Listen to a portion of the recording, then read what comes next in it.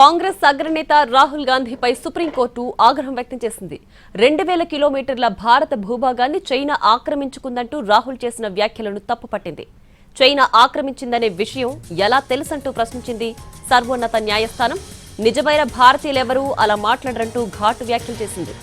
దేశంలోని సమస్యలను ప్రశ్నించకపోతే రాహుల్ ప్రతిపక్ష నాయకుడు ఎలా అవుతారని రాహుల్ తరపు న్యాయవాది అభిషేక్ సింఘ్వి కోర్టులో వాదించారు.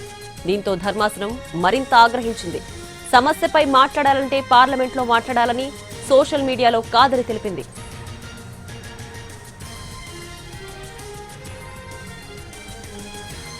భారత్ జోడో యాత్రలో భాగంగా రాహుల్ గాంధీ ఈ వ్యాఖ్యలు చేశారు.